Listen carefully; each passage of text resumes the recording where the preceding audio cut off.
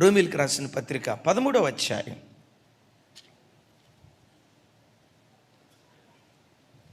మొదటి 2 వచనాలు, 1-2 వచనాలు. రోమన్స్ 13th చాప్టర్ 13, 1-2 వచనాలు.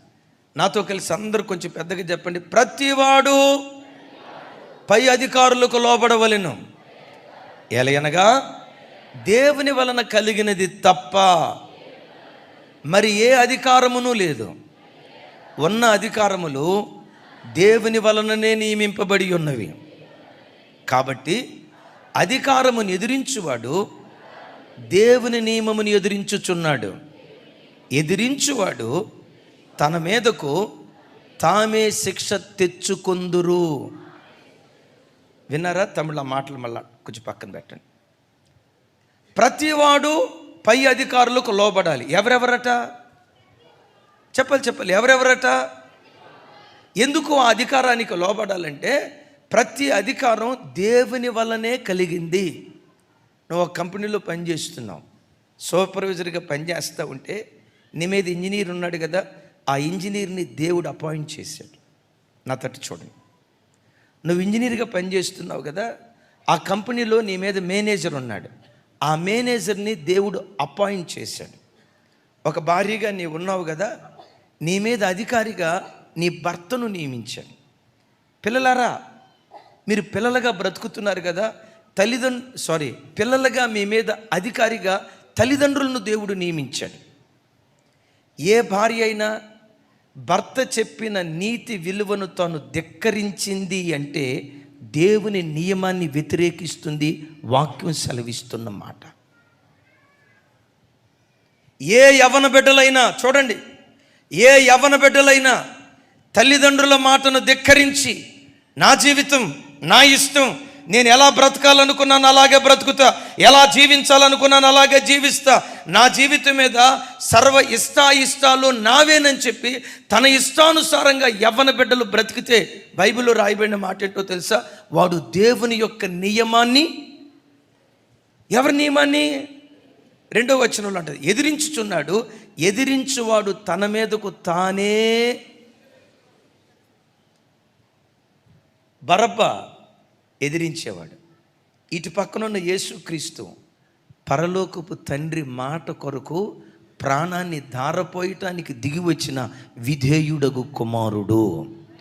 ఇటువైపు అవిధేయుడు నిలవబడ్డాడు, ఇటువైపు మీతో కూడా దేవుడు అంటున్నాడు, అమ్మా అవిధేయత ఒకవైపు నిలవబడింది, విధేయత ఇంకొక వైపు నిలవబడింది.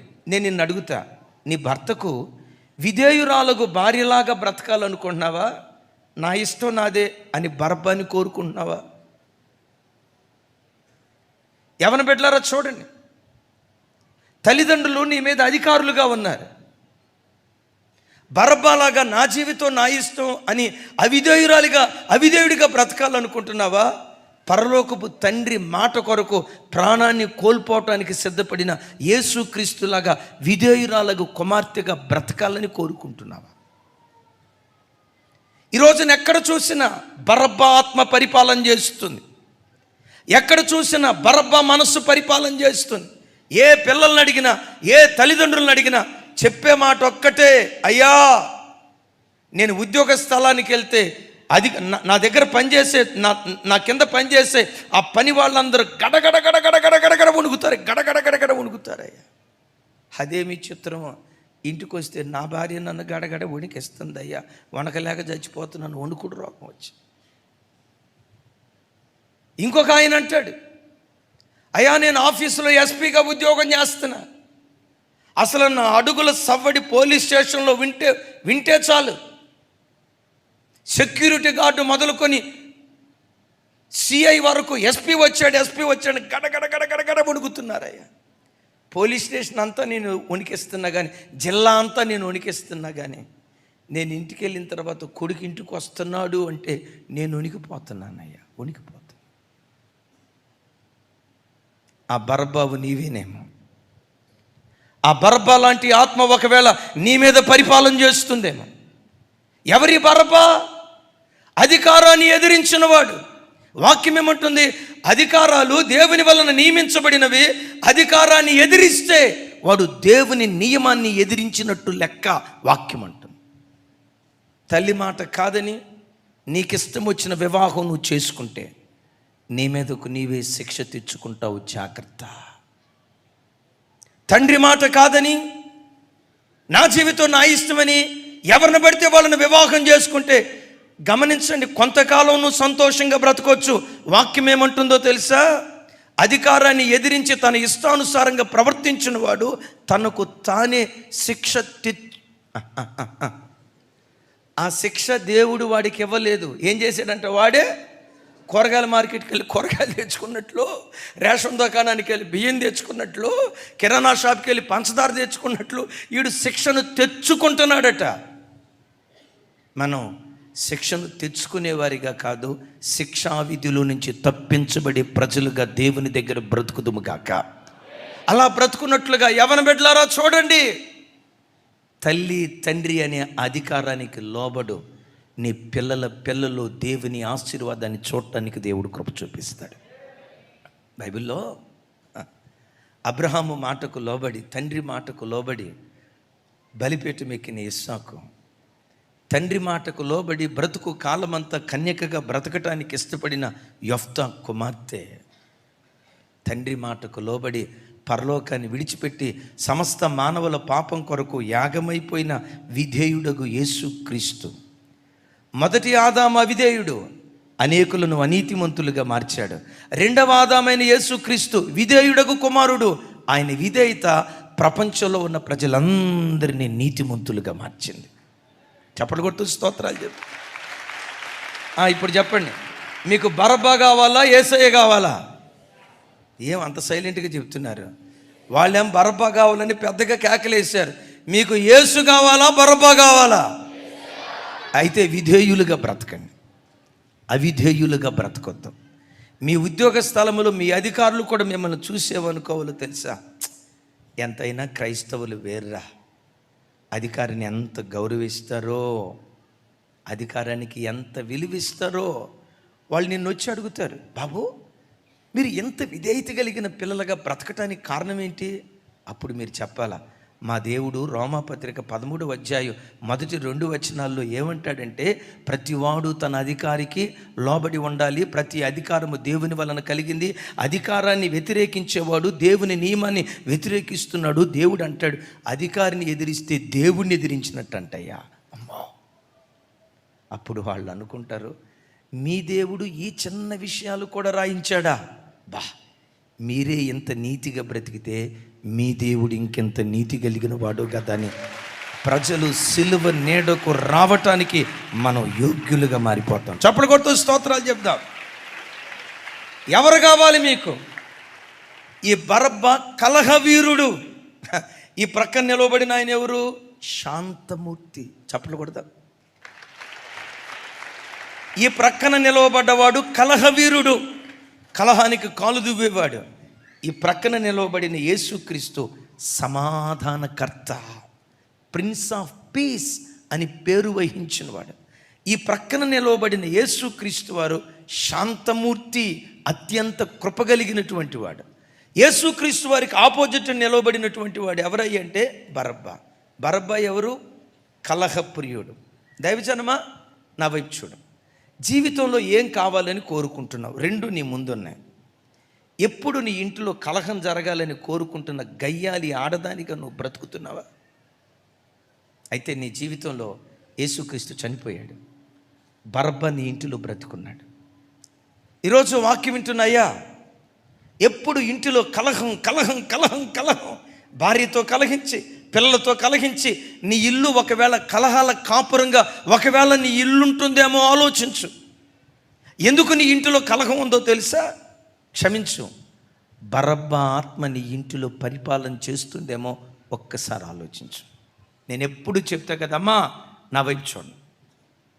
పట్టు వస్త్రాలు లేకపోయినా పర్వాలా, వెండి బంగారాలు లేకపోయినా పర్వాలా, మేడ మిద్దెలు లేకపోయినా పర్వాలా, సాఫ్ట్వేర్ ఇంజనీర్లు కాకపోయినా పర్వాలా, కారపు మెతుకులు తిన్నా పర్వాలేదు, సమాధానంగా బ్రతకటం అన్ని ఆశీర్వాదాల కంటే గొప్ప ఆశీర్వాదం. అరే డబ్బు ఉండి సమాధానం లేకపోతే ఎందుకండి ఆ డబ్బు? వెండి బంగారాలు నీ ఇంట్లో భార్యాభర్తల మధ్యలో నెమ్మది లేకపోతే ఆ డబ్బు ఉంటే ఎంత, పోతే ఎంత? కొన్ని కుటుంబాలు చూడండి, సవితి పోరు, బరప పనిచేస్తున్నాడు ఆ స్థలాల్లో. దైవజనమా, కలహం ఎంత ప్రమాదకరమైందో ఈ వాక్యం వింటున్న మీలో ఎవరైనా ఎవరితోనైనా హృదయములో కలహం పెట్టుకొని ఈరోజు వస్తే, సిలువ మనకిస్తున్న సందేశం ప్రేమించండి, ప్రేమను పంచండి, ప్రేమను ప్రజల చేత పొందుకోండి. క్రైస్తవ్యం నథింగ్ బట్ లవ్, ప్రేమ. కలహం ఎంత ప్రమాదకరమైందో బైబిల్లో ఒక మాట మీకు జ్ఞాపకం చేస్తాను. యాకోబు పత్రిక చూడండి,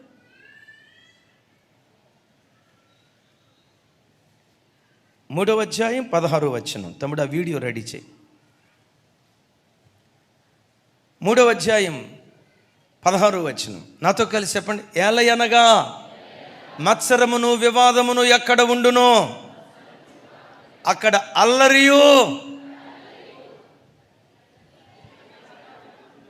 పెద్దగా అక్కడ అల్లరియు, ప్రతి నీచ కార్యం ఆ ఇంట్లో ఉంటుందట. అమలారా నా వైపు చూడు. ఎప్పుడు మీ ఇంటిలో రభస జరుగుతూ ఉంటే, ఎప్పుడు మీ ఇంట్లో ఏదో ఒక గొడవ జరుగుతూ ఉంటే, వాక్యం ఘంటాపదంగా చెప్తుంది, అల్లరి వివాదము ఎక్కడ ఉండునో, మత్సరము వివాదము ఎక్కడ ఉండునో అల్లరి, ఏ కార్యం చెప్పాలి? కలహం ఉండే ఇంట్లో నీచ కార్యాలు జరుగుతాయా? జరుగుతాయి, దేవుని వాక్యం అంటుంది. వివాదాలు ఉన్న ఇంట్లో నీచ కార్యాలు జరుగుతాయా? జరుగుతాయి, వాక్యం అంటుంది. గడిచిన 9 సంవత్సరాల క్రితం ఎక్కడో కాదు, మన హైదరాబాద్ గడ్డ మీదే జరిగిన ఒక దుస్సంఘటన. భార్యాభర్తల మధ్య గొడవ అయింది. ఇద్దరు పిల్లలు పుట్టిన తర్వాత భార్యాభర్తల మధ్య వివాదం వచ్చేసి దూరంగా ఉంటున్నారు. ఆ భర్త ఏమో నువ్వు కావాలి అని అంటున్నాడు. ఆ అమ్మాయి ఏమో నువ్వు మోసగాడివి, అట్లాగే వస్తావు, రేపు ఏం చేస్తావో నాకు తెలియదు అంటా ఉంది. మొత్తానికి కోర్టును ఆశ్రయించారు. ఆ విడాకులు వచ్చేదాకా పుట్టిన మగబిడ్డలు ఇద్దరిని తల్లి దగ్గరే ఉంచాలి. ఆదివారం మాత్రం తండ్రి వెళ్ళి పిల్లల్ని జస్ట్ అట్లా 2-3 గంటలు చూడవచ్చు, తనతో పాటు తీసుకెళ్ళవచ్చు అని చెప్పారు. ఒక ఆదివారం అట్లాగే నా పిల్లల్ని చూస్తాను, ఒక 2-3 గంటలు వాళ్ళతో గడుపుతానని చెప్పి ఆ పిల్లల్ని తీసుకొని మనకు దగ్గరలో మేడ్చల్ ఉంది కదా, వాళ్ళది ఫామ్ హౌస్ ఉంటే ఆ మేడ్చల్ ప్రాంతానికి తీసుకొచ్చి కన్న తండ్రి తన కొడుకులిద్దరిని నిర్దాక్షిణ్యంగా చంపి ముందుగా సిద్ధపరిచిన సమాధిలో బిడ్డలిద్దరినీ పాతిపెట్టి, ఆ కార్యక్రమం పూర్తయిన తర్వాత సికింద్రాబాద్ రైల్వే స్టేషన్కి వచ్చి ట్రైన్ వస్తుండగా వస్తున్న ఆ మెట్రో ట్రైన్కి ఎదురుగా వెళ్ళి ఆత్మహత్య చేసుకుని చచ్చిపోయాడు.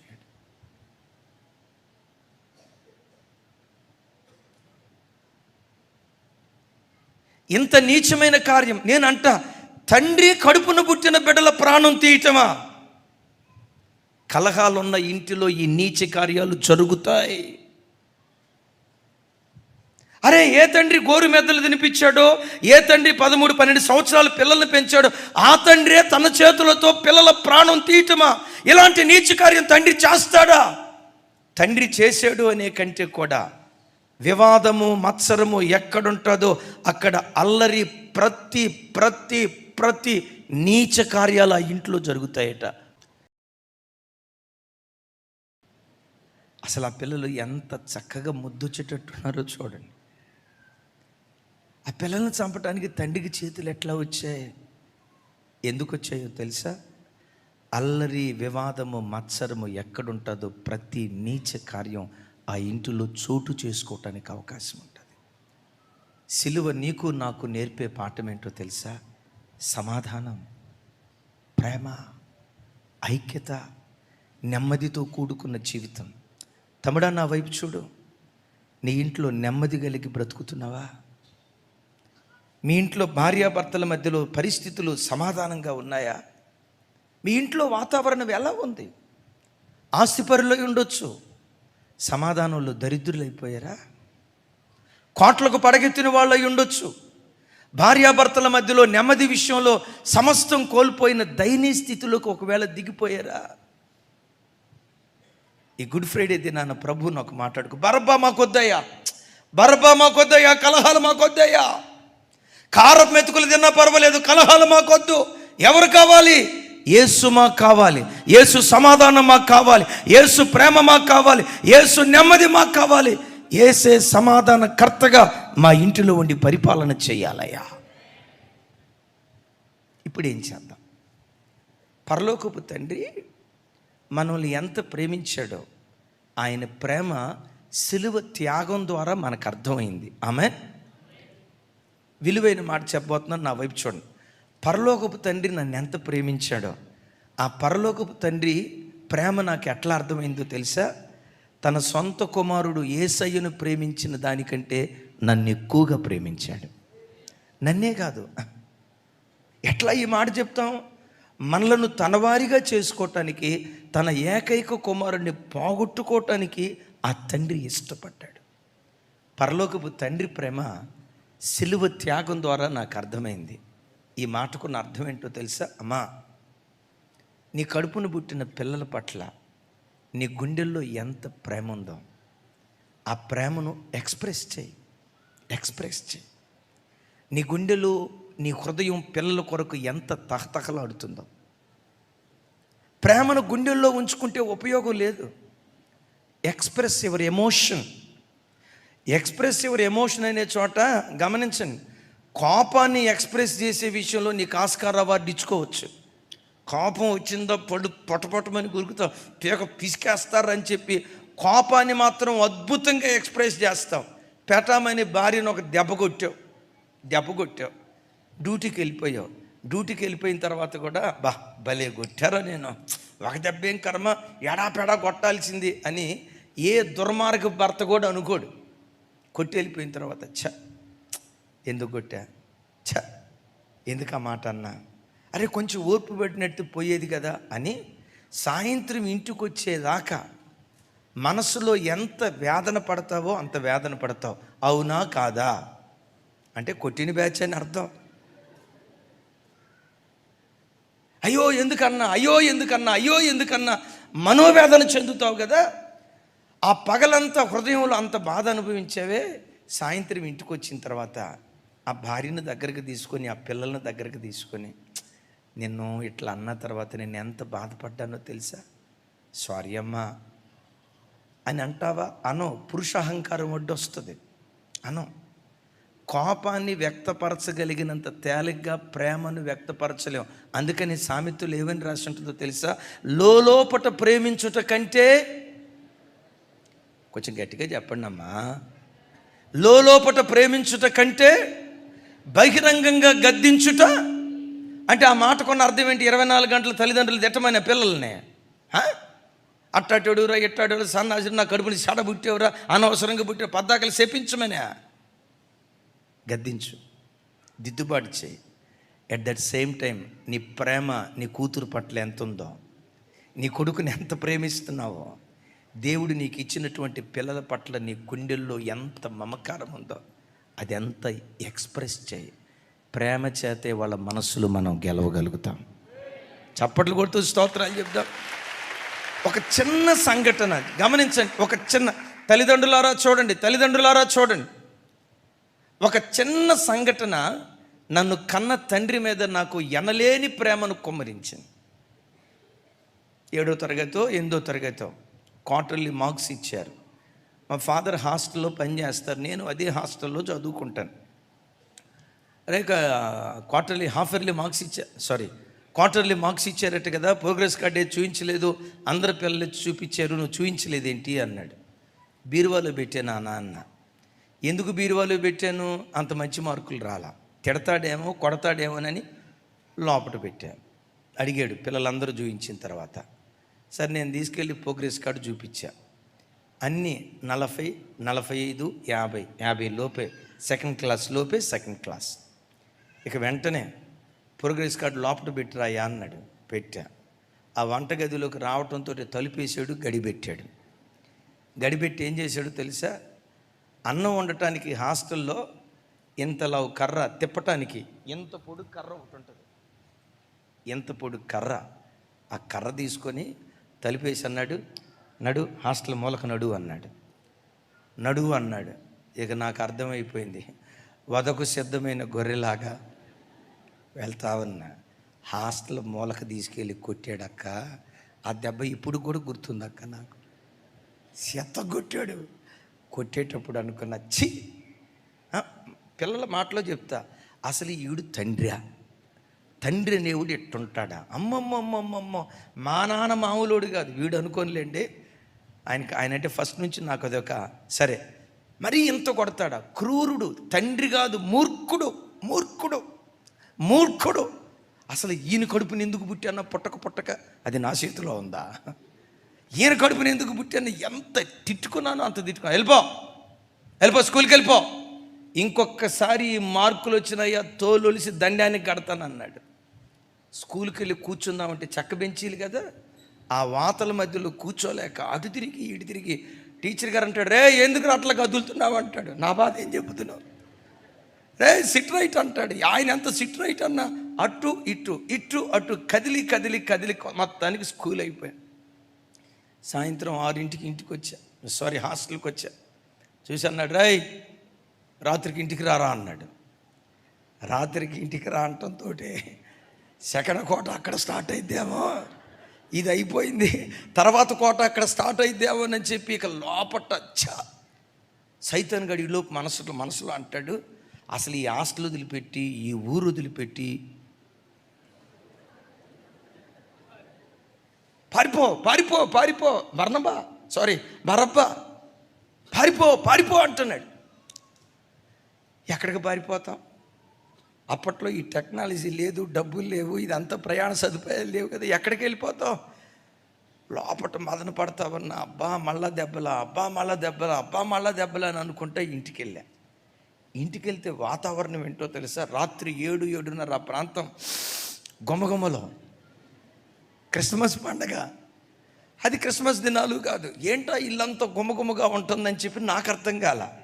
నేను మెల్లిగా మా అమ్మ దగ్గరికి వెళ్ళి, అమ్మ నాన్నెందుకు పిలిచాడమ్మా నన్నంటే, మా అమ్మ ఎట్టాడుతూ చూడండి, నాకేం తెలుసు అయ్యా అని కొసమెరుపు ముగింపులో అంది. పెద్ద మార్కులు వచ్చినాయి అంటగా నీకో.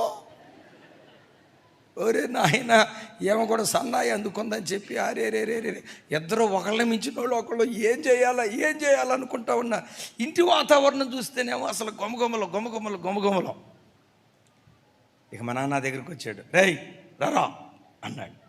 ఏమి నాన్న అన్న, రా కూర్చో, కలిసి భోజనం చేద్దాం కూర్చో అని పక్కన కూర్చోబెట్టుకోనండి. ఎప్పుడు ఆయనకు వడ్డించిన జ్ఞాపకం నాకుంది, కానీ ఆయనే తన చేతులతో వడ్డిస్తా తల మీద చేయి పెట్టి ఏమన్నాడు తెలుసా? నాన్న నేను ఎందుకు కొట్టానో తెలుసురా? హాస్టల్లో నేను వర్కర్గా పనిచేస్తున్నాను రా. నా ఆశ అదే హాస్టల్కి నువ్వు ఒక గెజిటెడ్ ఆఫీసర్గా రావాలిరా, నా కొడుకురా. నిన్నెందుకు కొట్టుకుంటా? నిన్ను కొట్టి నేను సంతోషపడతా. నా కొడుకురా, నా రక్తం పంచుకొని పుట్టినటువంటి వాడివి, నా బిడ్డవురా. నాకంటూ ఆశ ఏదైనా ఉన్నదంటే నా పిల్లలు మీరే కదరా. మీరు ఒక మంచి స్థితిలోకి వెళ్తే అదే కదా నాకు కావాల్సింది. ఆ మాటలు చెప్తూ ఉంటే ఎప్పుడు సింహంలాగా కనపడిన మనిషి కళ్ళెమట నీళ్లు విడుస్తూ ఉంటే, మా నాన్న ఎవరో కాదు, సాక్షాత్తు నాకు దేవుడని అది నేను సేవకొచ్చే రోజు వరకు ఈ భూమి మీద యేసయ్య తర్వాత నేను అమితంగా ప్రేమించింది ఎవరినయ్యంటే నా తల్లిదండ్రులనే. దీనికి నా ప్రభు సాక్షి. నా డైరీలో నిండా చదువుకునేటప్పుడు ఏమని రాసేవాడినో తెలుసా? అమ్మ నాన్న. దేవుడు, అమ్మ నాన్న, ఇదే నా ప్రపంచం. మీ అందరితో చెప్తున్నాను, యోహానన్నా, జగర్గుట్ట యోహానన్నా, ఎప్పుడైనా అబ్బాయిని దగ్గరికి తీసుకొని ప్రేమగా మాట్లాడారా? లేదన్నా. మనం కోపం ఎక్స్ప్రెస్ చేయగలిగినంత తేలిక ప్రేమను వ్యక్తపరచలేకపోతాం. ఈ ప్రార్థన అయిపోయింది కదా, అమ్మా ఇంటికి వెళ్ళిపోయిన తర్వాత ఒకరినొకరు కూర్చోబెట్టుకొని, ఆ తండ్రి అంటే నీకు ఎంత ప్రేమ ఉందో ఎక్స్ప్రెస్ యువర్ ఎమోషన్. అమ్మంటే నీకెంత ప్రేమ ఉందో, నాన్నంటే నీకెంత ప్రేమ ఉందో, నీ కడుపును పుట్టిన బిడ్డల పట్ల నీకెంత ప్రేమ ఉందో అది ఎక్స్ప్రెస్ చేయి. పరలోకపు తండ్రి ప్రేమ నాకు అర్థమైంది, యేసయ్య సిలువ త్యాగం ద్వారా నాకు అర్థమైంది. ఆ సిలువ త్యాగమే ప్రదర్శించకపోతే నా మీద పరలోకపు తండ్రికి ఎంత ప్రేమ ఉందో అది నాకు అర్థమయ్యేది కాదు. యేసయ్య పిల్లలారా చూడండి, ఒకవైపు కలహవీరుడు నిలవబడ్డాడు, మరొక వైపు ప్రేమమూర్తి నిలవబడ్డాడు. ఎవరిని కోరుకుందాం? ప్రేమను కోరుకుందామా, కలహాన్ని కోరుకుందామా? ఇంట్లో సమాధానాన్ని కోరుకుందామా, అసమాధానాన్ని కోరుకుందామా? ఈ గుడ్ ఫ్రైడే దినాన దైవ సన్నిధికి వచ్చిన మీ కుటుంబాలను సమాధానంతో దేవుడు నింపునుగాక. సమాధానమే మనం కోరుకుందుముగాక, నెమ్మదైన స్థితినే మనం కోరుకుందుముగాక. చప్పలు కొడుతూ స్తోత్రాలు చెప్దాం. మరలా మిమ్మల్ని అడుగుతాను, మీకు యేసు కావాలా, బరబ్బా కావాలా? సరిపోదు. బరబ్బా కావాలా, యేసు కావాలా? దీనత్వం కావాలా, కలహం కావాలా? సమాధానం కావాలా, అసమాధానం కావాలా? ఆ సమాధాన పుత్రుడు మన బ్రతుకులో ప్రత్యక్షమగునుగాక. ఈ బరబ్బాకున్న 4వ డిగ్రీ ఏంటంటే నరహత్య చేసిన వారిలో చేరినటువంటి వాడు. ఇంగ్లీష్లో రాసి ఉంటుంది స్లాటర్, నరవధ జరిగించిన వాడు అని రాసి ఉంటుంది. దైవజనమా, ఆయన పిల్లలైన మనం ఎప్పుడూ నరహత్య చేసేవారిగా ఉండకుందుముగాక. యేసయ్య హత్య చేయబడ్డా, హత్య గావించబడ్డా? బరబ్బా ఎవరు? హత్య చేసినవాడు. మనం ఎవరిమి హత్య చేసేవారిగా ఉండకుందుముగాక. చప్పలు కొడుతూ స్తోత్రాలు చెప్దాం. మీరు అనొచ్చు, అన్నయ్య నేను హత్య చేయటం మీరు చెప్పటం, నేను ఎన్నడూ ఎవరిని చంపలేదు అన్నయ్య, అసలు రక్తం చూస్తేనే నాకు కళ్ళు తిరిగి పడిపోతాయి అన్నయ్య, కోడిని తింటమైతే తింటా కానీ నా చేతులతో కత్తితో దాన్ని చంపలేదు అన్నయ్య అని అంటారా? పాత నిబంధనలో కత్తితో ఒకడిని పొడిచి చంపితే హత్య. క్రొత్త నిబంధనలో తోటివాడిని పట్టుకొని ద్రోహి అంటే, ద్వేషిస్తే అదే నరహత్య. చాటున దూషణగా మాట్లాడతారే, వాడు అట్లాంటోడు వీడిట్లాంటోడని వాడి గుణగణాలు ఎరగకుండా నిరపరాధిని కూడా అపరాధిగా ఎంచి చాటు మాటలతో మాట్లాడతారే, వాక్యం అంటుంది అది హత్య. ఏది హత్య?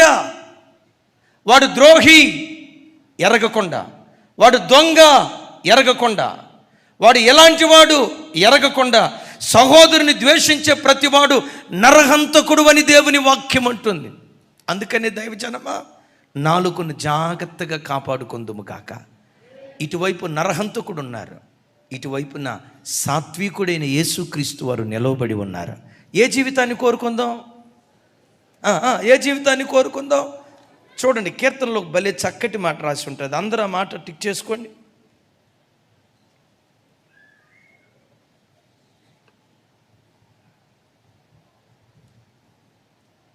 63వ అధ్యాయం కీర్తనలు 3-4 వచనాలు.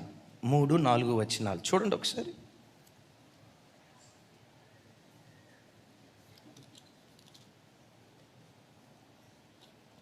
అరవై 64వ అధ్యాయం 64వ అధ్యాయం 3-4 వచనాలు చదువుకుందాం. అలాగే 7-8 వచనాలు చదువుకుందాం. నాతో కలిసి చెప్పండి. ఒకడు కత్తికి పదును పెట్టినట్టు వారు తమ నాలుకకు పదును పెట్టుదురు. యథార్థవంతులను కొట్టవలెనని చాటైన స్థలములలో చేదు మాటలను బాణముగా సంధించుదురు. వారు భయమేమీ లేక అకస్మాత్తుగా వారిని కొట్టెదరు. చూడండి ఆ మాటలు 3వ వచనం ప్రారంభం ఒకసారి. ఒకడు కత్తికి పదును పెట్టినట్లు వారు తమ నాలుకలకు దేనికి పదును పెడుతున్నారంట? మనం విరిగినంత వరకు నాలుకను టంక్లిండర్తో గీక్కున్న జ్ఞాపకాలు ఉన్నాయి, కానీ వీళ్ళు నాలుకకు పదును పెడుతున్నారట. వాడేమో కత్తికి పదును పెడుతున్నాడు, వీడేమో అంటే ఈ మాటకున్న అర్థం ఏంటో తెలుసా? కొందరు కత్తిపోటు లాంటి మాటలతో మనుషులను మానసికంగా హింసిస్తారు, హింసిస్తారు, హింసిస్తారు. తమ్ముళ్ళారా, నా వైపు చూడండి. ఎక్కడైనా ఎప్పుడైనా కత్తిపోటు మాటలతో ఎదుటివాడిని హింసించిన జ్ఞాపకం నీకుందా? బరబ్బా నీలో బ్రతుకున్నాడు. కత్తిపోటు లాంటి మాటలతో ఎదుటి వ్యక్తికి మానసికంగా కృంగిపోయేటట్లుగా చేసావా? ఒకడు కత్తికి పదును పెట్టినట్లుగా నీ మాటలకు పదును పెట్టి వీడు తప్పుడోడని చూపించాలి, వీడు తప్పుడోడని చూపించాలా, ఏం ఆధారాలు చూపిస్తే వీడు తప్పుడోడని నిర్ధారణ అవుతుందని చెప్పి ఎదుటివాడిని తప్పుడోని చేయటానికి కారణాలు, మార్గాలు అన్వేషిస్తూ నీ వాడు కత్తికి పదును పెట్టినట్లుగా నీ నాలుగు పదును పెడుతున్నావా? ఇలాంటి నోటి మాట ఉంటే 7-8 వచనాల్లో రాసి ఉంటాయి. చూడండి ఆ మాట, 7-8 వచనాలు నాతో కలిసి. దేవుడు బాణముతో వారిని కొట్టును, వారు ఆకస్మికముగా గాయపరచబడెదరు, వారు కూలెదరు, వారు కూలుటకు వారి నాలుకే కారణం. నా వైపు చూసి చెప్పండి. వారు కూలెదరు, వారు కూలుటకు వారి నాలుకే కారణం. దీన్ని కొంచెం ఎట్లా మార్చి చెప్తా. వారు కట్టబడెదరు, వారు కట్టబడుటకు వారి నాలుకే కారణం. అర్థమైంది కదా? నువ్వు కోలాలన్నా కట్టబడాలన్నా నీ నాలుకలోనే దాగుంది. ఎప్పుడు హత్య చేయొద్దు. ఒకరిని గూర్చి గుసగుసలాడుతూ చాటున నేరాలు మోపే మాట యేసు నామములో సిలువ వేయబడును గాక. చెప్దాం, యేసు నామములో సిలువ వేయబడును గాక. ఇప్పుడు చూడండి, ముగింపుకు వచ్చాను. సమస్త యోధా ప్రజల ఎదుట ఎంతమంది నిలవబడ్డారు? ఎవరు? బరబ్బా. ఎవరు కావాలంటే ఎవరిని కోరుకున్నారు? బరబ్బాని కోరుకున్నారు. ఈ బరబ్బా ఆఖరిగా ఎలాంటి వాడై అంటే బందిపోటు దొంగ. చెప్పండి. ఇది యోహాను సువార్తలో రాసి ఉంటుంది. ఒక్కసారి ఆ మాట కూడా చూడండి. 18:40.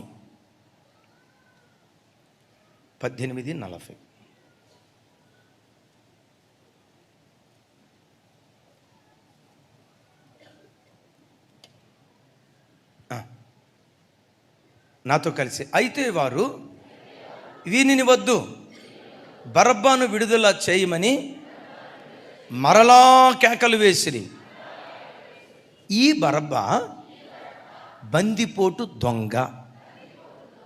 ఏ దొంగ అంటే బందిపోటు దొంగ అని ఎవరిని అంటారంటే, దారుల వెంబడి వెళ్ళేటువంటి ప్రజలను సామూహికంగా ఎవరు దోచుకుంటారో వాళ్ళను బందిపోటు దొంగలు అంటారు. అంటే దొంగతన విషయంలో అంత తెగిడిసినవాడు.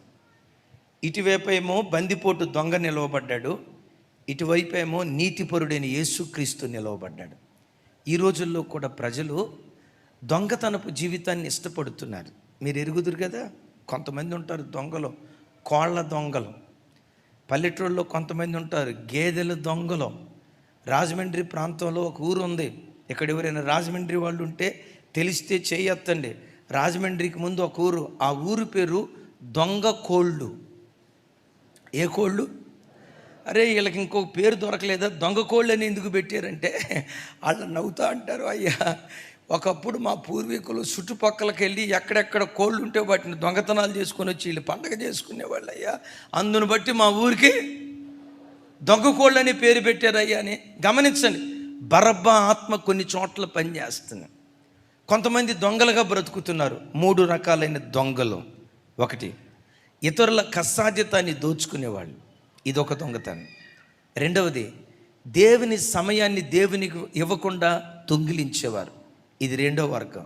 మూడవది, దేవునికి చెందాల్సిన దశంభాగం దేవునికి చెందకుండా దేవుని దశంభాగాన్ని మలాకి గ్రంథంలో అంటాడు. వీళ్ళను కూడా ఆ దొంగల పట్టికలోని రాసినట్లుగా దేవుని యొక్క వాక్యంలో రాయబడింది. క్రైస్తవ జనమ, ప్రతి క్రైస్తవుడు తన బ్రతుకులో దేవునిది దేవునికి, కైసరుది దేవుని భాగం దేవునికి ఇచ్చి దేవుని సమయాన్ని దేవునికి ఇచ్చే ప్రజలుగా మనం బ్రతకాలి. దేవుడు 24 గంటల కాల వ్యవధి ఇచ్చాడు. నా వైపు చూడు, 24 గంటల కాల వ్యవధి ఇచ్చాడు. నేను అడుగుతా, 24 గంటల కాల వ్యవధిలో నువ్వు దేవునికి ఇస్తున్న సమయం ఎంత? 24 గంటల కాల వ్యవధిలో కనీసం 2 గంటలైనా నువ్వు ప్రభుతో గడపకపోతే నువ్వు బందిపోటు బరబ్బానే కోరుకున్నవాడివి, లోకాన్నే కోరుకున్నవాడివి, టీవీనే కోరుకున్నవాడివి, న్యూస్ పేపర్నే కోరుకున్నవాడివి, వాట్సాప్నే కోరుకున్నటువంటి వాడివి. ఈరోజు ప్రజలు ఏం కోరుకుంటున్నారు? లోకంగా పిలువబడుతున్న బరబ్బానే కోరుకుంటున్నారు. కానీ నా యేసయ్యతో నేను స్నేహం చేయాలి, నా ప్రభుతో నేను స్నేహం చేయాలి, దేవుని మందిరానికి వచ్చి దేవుని సన్నిధిలో ప్రార్థన చేయాలి, అరుణోదయపు దినాన లేచి నా కంఠధ్వని దేవునికి వినిపించాలి, ప్రతిరోజు రాత్రి నా కుటుంబం అంతా దేవుని సన్నిధిలో కనపడాలి. దేవుని సమయం దేవునిదే. దేవుని సమయాన్ని మేము దొంగిలించకూడదు. ఉద్యోగాలు చేసుకుంటూ, వ్యాపారాలు చేసుకుంటూ, చదువుకుంటూ, కాలేజీకి వెళ్తూ వీటితో పాటు దేవుని సమయం దేవునిదేనని దేవునికి సమయం ఇచ్చే వ్యక్తులుగా మనం బ్రతుకుదుము గాక. పగలంతా ఉద్యోగం చేసుకొని సాయంత్రం ఇంటికి వచ్చిన తర్వాత కూడా ఐపీఎల్ మ్యాచ్ పెట్టుకొని ఐపీఎల్ మ్యాచ్ అయిపోయిన దాకా చూసి ఇక పండుకునేటప్పుడు, ప్రభువా మా బాధక సోతకులు మీకు తెలియవా, యేసునామములో అడుగుతున్నావు తండ్రి. ఎవరో మనిషి ఆమెనందని, దానికి ఆమెనంటే అట్టమ్మా. అప్పుడు నువ్వేమవుతావు తెలుసా? దేవుని విషయంలో దొంగవైపోతావు. రాత్రి దాకా సెల్ ఫోన్లో ఏవేవో చూసి, టీవీలో ఏవేవో చూసి, ప్రొద్దున్న 4 5 లేవాల్సిన నువ్వు లేవకుండా దేవుని సన్నిధిలో నీ కంఠధ్వని నువ్వు దేవునికి వినిపించకపోతే నువ్వు దేవుని దృష్టిలో దొంగవైపోతావు. దైవజనమా చూడండి, ఒకప్పుడు క్రైస్తవులు రాత్రిపూట పండుకునేటప్పుడు ప్రతి క్రైస్తవుని తలగడ పక్కన ఏముండేది? ఎందుకు బైబిల్ ఉండేదో తెలుసా? పిచ్చి కలలు రాకుండా ఉండాలని కాదు. ఆ పడకల మీద నుంచి లేవటంతో మొట్టమొదట నా కళ్ళు దేవుని వాక్యాన్ని వెతకాలి, నా నోరు మొట్టమొదట దేవుని వాక్యాన్ని చదవాలి. పడకల మీద నుంచి లేచిన మరుక్షణమే నా కళ్ళు దేవుని వాక్యాన్ని వెతకాలని తలగడ పక్కన బైబిల్ పెట్టుకొని పండుకునేవాళ్ళు. ఇప్పుడు మన తలగడ పక్కన ఏముంటుంది చెప్పండి? ఎవరా మనిషి? బైబిల్ పోయే, సెల్ ఫోన్ వచ్చే, లేవటంతో ఫోన్లో ముఖం పెట్టి ఫేస్బుక్కు బుక్ అయిపోతున్నాడు. తర్వాత వాడికి ఫేస్ లేకుండా పోతుంది. అంటే దేవుని స్థానాన్ని ఎవరు దొంగిలించారు? ఆ రోజు కానీ ఈ రోజు కానీ నీకు ఫోన్ కావాలా, బైబిల్ కావాలా? ఫోన్ ఎవరు? బరబ్బా. బైబిల్ ఎవరు? యేసుక్రీస్తు వారు. నీకు సోషల్ మీడియా కావాలా, దేవుని వాక్యం కావాలా? ఈరోజు ఎవడు అది చూడండి, ఇప్పుడు కూడా మన చేతులు ఈ 2 ఉన్నాయి. డబ్బు ఉంది, బైబిల్ ఉంది, ఫోన్ ఉంది. చెప్తామడా, ఫోన్ ఉంది. నీ చాయిస్ ఏది? నీ ఎంపికే నీ ఆత్మీయ జీవితాన్ని నిర్దేశిస్తుంది. జాగ్రత్త. నీ ఎంపిక సరైందైతే, నీ సెలక్షన్ సరైందైతే ఆ సెలక్షన్ మీదే నీ భవిష్యత్తు కట్టబడుతుంది. సరే, జరిగిన పరిస్థితి ఏంటంటే బరబ్బా కావాలా, యేసు కావాలా? ఎవరిని కోరుకున్నారు? ఇప్పుడు సిలువ మీద యేసయ్యని ఎక్కించారు. ఆ సిలువ మీద గొల్గొతా పర్వతం మీద 3 వేలాడుతున్నారు. ఇటువైపు ఒక దొంగ, ఇటువైపు ఒక దొంగ. మధ్యలో వేలాడుతుంది ఎవరు? మిమ్మల్ని అడుగుతా, అసలు మధ్యలో వాస్తవంగా వేలాడాల్సింది ఎవరు? అది ఆ స్థానం బరబ్బాది. చరిత్రకారులు చెప్తారు, బరబ్బా ఆ దృశ్యాన్ని చూసి, ఆ స్థానం నాదయ్యా, ఆ స్థలంలో సిలువేయబడాల్సిన వాడి నేనయ్యా, నా చేతులకు తగలాల్సిన మేకులు, నా కాళ్ళల్లో గుచ్చాల్సిన మేకులు నీకు గుచ్చారే, నా తల మీద మోయాల్సిన మొండ్ల కిరీటాన్ని నీ మీద మోపేరే, నా భుజాల మీద వేయాల్సినటువంటి ఆ సిలువ మ్రానును నీ భుజాల మీద వేశారే. నా స్థానంలో నిలవబడి నా శిక్షను నువ్వు భరించి నన్ను శిక్ష నుండి తప్పించావే, నీ రుణం నేను ఎట్లా తీర్చుకోవాలయ్యని అక్కడికక్కడే వెక్కి ఏడ్చి బరబ్బా యేసుక్రీస్తు తట్టు తిరిగాడట. చప్పట్లు కొడితే యేసయ్యకు స్తోత్రాలు చెప్తాం. దైవజనమా, ఒక విలువైన మాట చెప్పి నేను ముగిస్తా. ఇక్కడ బరబ్బా ఎదుట 3 ఆప్షన్లు ఉన్నాయి, 3 చాయిస్లు ఉన్నాయి. ఎన్నుకునే స్వతంత్రం బరబ్బాకు దేవుడిచ్చాడు. ప్రజలు ఎన్నుకున్నారు మాకు బరబ్బా కావాలని. ఇప్పుడు బరబ్బా ఎన్నుకునే మార్గాలు 3 మార్గాలు ఉన్నాయి. ఒకటి, తన కొరకు యేసుక్రీస్తు త్యాగం చేశాడు నిజమే, ఆ త్యాగాన్ని మర్చిపోయి మరలా తాగుబోతుగా, దొంగగా, దుర్మార్గుడిగా, నరహంతకుడిగా, కలహవీరుడిగా ఈ వ్యక్తి బరబ్బా బ్రతకొచ్చు. ఇంత సిలువ ప్రేమను అర్థం చేసుకొని కూడా మరలా పాత రోత జీవితానికి వెళ్ళిపోయే అవకాశం ఉంది. దైవజనమా, నా వైపు చూడండి. వాస్తవంగా అది బరబ్బా స్థానం మాత్రమే కాదు, మీ ఎదుట ఈ నీతి మాటలు మాట్లాడుతున్న నా స్థానం అది. నా దోష శిక్ష నా తల మీదకి వచ్చి అంతటి శాపగ్రస్తుడిగా నేను మిగిలిపోవలసింది.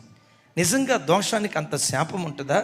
బైబిల్లో 2 సంఘటనలు మీకు క్లుప్తంగా గుర్తు చేస్తా. నా వైపు చూడండి. బైబిల్లో అననీయ సప్పీరా దేనిని బట్టి చనిపోయారు?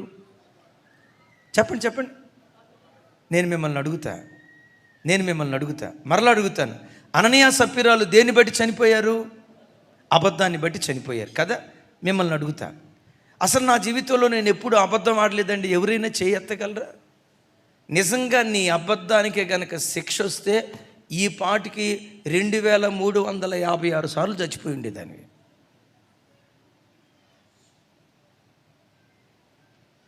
లూసిఫర్ దేవదూత ఎందుకు సైతానుగాడయ్యాడో తెలుసా? మనస్సులో గర్వించాడట. ఒక చిన్న గర్వమే దేవదూతను దయ్యంగా మారిస్తే, వెలుగయ్యున్న దేవదూతను చీకటిగా మారిస్తే, మన మనసులో గర్వించడమే కాదు, ఒక అమ్మాయిని చూసి ఎన్నిసార్లు అపవిత్రంగా ఆలోచించలేదు, ఒక పరపురుషుని చూసి మనసులో ఎన్నిసార్లు ఊహించలేదు. కొందరు మనసుతోనే కాదు, శరీరంతో కూడా నీచమైన కార్యక్రమాలు చేసిన వ్యక్తులు ఉన్నారు. ప్రతి పాపానికి దేవుడు నిజంగా శిక్ష విధిస్తే అసలు భూమి మీద నరమాత్రుడని వాడు భూమి మీద మిగలడండి. మీరు నేను బ్రతికొండటానికి కారణం ఏంటో తెలుసా? మన శాపాన్ని, మన దోషాన్ని, మనం అనుభవించాల్సిన శిక్షను 2000 సంవత్సరాల క్రితం సిలువ బ్రాను మీద ప్రభు భరించాడు. ఇప్పుడు నేనంట, ఇంత ఎరిగిన తర్వాత కూడా తమ్ముడా, మరలా నువ్వు సినిమాల వైపు వెళ్తున్నావంటే యేసయ్యను మరలా సిలువ వేస్తుంది నువ్వు కాదా? నిన్నెంతగా ప్రేమించాడని, నీ కొరకు ప్రాణం పెట్టడానికి కూడా వెనుతీయలేదని ఎంత ఎరిగిన తర్వాత ఇంకా ఆ బ్రాందీ షాప్ వైపు వెళ్తున్నావంటే, ఇంకా ఆ అపవిత్రమైన కార్యాల వైపు వెళ్తున్నావంటే చూడు, యేసుక్రీస్తును సిలువ వేసింది యూదులు ఒకేసారి. కానీ యేసయ్యను నమ్ముకున్న ఆయన పిల్లలైన మనం ప్రతిరోజు ఒకవేళ యేసయ్యను సిలువకు అప్పగిస్తున్నావేమో. బరబ్బా ఈ స్థలంలో యేసుక్రీస్తు వారిని సిలువకు అప్పగించలా, ఆ ప్రేమను తలపోసుకున్నాడు. సరే, ఆయన ప్రేమను తెలుసుకున్న తర్వాత తన వరకు తాను భక్తిగా బ్రతుకుతూ, తన వరకు తాను నమ్మకంగా ఉంటూ, తన పని తాను చేసుకుంటున్నాడా అంటే ఈ వ్యక్తి మౌనంగా లేడు. చరిత్రకారులు ఏం చెప్తారో తెలుసా? ఆ తర్వాత నుండి ఆయా ప్రాంతాలకు వెళ్ళి యేసయ్య ప్రేమను నశించిపోతున్న ప్రజలకు తెలియచేసి, యేసయ్య త్యాగాన్ని, తన స్థానంలో యేసయ్య నిలవబడి తనని ఎట్లా త్రప్పించాడో, యేసయ్య మహోన్నతమైన ఆ ప్రేమను ప్రపంచానికి ఆయా ప్రాంతాలకు చాటి చెప్తూ అనేక మంది దొంగలను మార్చాడట ఈ బరబ్బా. అనేక మంది వ్యభిచారులను మార్చాడట ఈ బరబ్బా. ఎట్లాస్ట్ యేసు క్రీస్తు కొరకు హతసాక్షిగా మారిపోయాడట. నా వైపు చూడు, నీవెలా బ్రతకాలనుకుంటున్నావు? నా పాత జీవితం నాదే, పాత జీవితానికి వెళ్ళాలనుకుంటున్నావా? నా మరకు నేదేదో భక్తిగా బ్రతుకుతాను అని నీ వరకు నువ్వు భక్తిగా బ్రతకాలనుకుంటున్నావా? బరబ్బలాగా నా స్థానంలో నిలవబడి నాకు ప్రాణభిక్ష పెట్టిన యేసయ్యకు నేను సాక్షిగా బ్రతుకుతూ, ఆయన గూర్చిన సాక్ష్యం ప్రపంచానికి తెలియచేస్తూ అనేకులను ప్రభు తట్టు త్రిప్పుతానయ్యా, ఒక జ్యోతిగా దేవుని కొరకు వెలుగుతానయ్యా అని ఎందుకు ఈరోజు దేవుని కొరకు బ్రతుకుతానని నిర్ణయం తీసుకోకూడదు?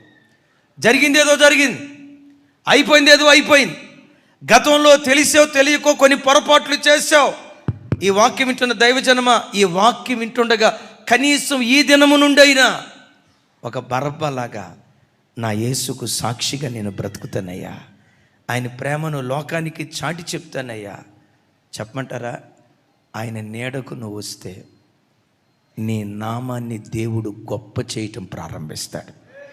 నీ మూలముగా, నీ సంతాన మూలంగా భూలోకంలో ఉన్న వంశములన్నిటినీ నీ మూలంగా దేవుడు ఆశీర్వదించటం ప్రారంభించును గాక. ఉదయం వినకపోతే తప్పకుండా వినండి. యేసుక్రీస్తు వారి శిలువ త్యాగమట అబ్రహాము ఆశీర్వచనాలన్నిటికీ మనందరినీ ఆ ఆశీర్వాదానికి వారసులుగా మనలను మార్చిందట. చూడండి, అబ్రహాముతో చివరిలో ఏమంటాడు? నీ మూలముగా, నీ సంతాన మూలముగా భూలోకములో ఉన్న వంశములన్నీ అబ్రహాము సంతాన మూలంగా భూలోకంలో ఉన్న వంశాలన్నీ ఆశీర్వదించబడ్డాయా? ఎస్, ఆశీర్వదించబడ్డాయి. ఎలాగో తెలుసా? ఈరోజు సృష్టిలో ఉన్న గుండు పిన్ను మొదలుకొని ఆకాశంలో ఎగిరే విమానం వరకు ప్రతి టెక్నాలజీ కనిపెట్టింది అబ్రహాము యొక్క సంతానమే. వాడే మైక్ అబ్రహాము సంతానమే కనిపెట్టింది. పెట్టుకునే కళ్ళజోడు అబ్రహాము సంతానమే కనిపెట్టింది. వాడే సెల్ ఫోన్, చెప్పాలి, వాడే సెల్ ఫోన్ అబ్రహాము సంతానమే కనిపెట్టింది. ఇంకా ఒక మాట అంటాను తల్లి, మన బట్టలకు గుండి ఊడిపోయినప్పుడు పెట్టుకునేటువంటి పిన్నీస్ ఉంటుంది కదా, ఆ పిన్నీసు కనిపెట్టింది కూడా అబ్రహాము సంతానమే. నా మాట నమ్ము, సిలువ నీడకు రా. నిన్ను ఆశీర్వదించడం దేవునికి ఆఫ్టర్ ఆల్. నీ మూలముగా, నీ గర్భంలో నుండి పుట్టిన సంతానం మూలంగా భూలోకంలో ఉన్న వంశములన్నిటినీ నా దేవుడు ఆశీర్వదించును గాక. ఆయనకు సాక్షులుగా బ్రతికే కృప దేవుడు మనకు అనుగ్రహించును గాక.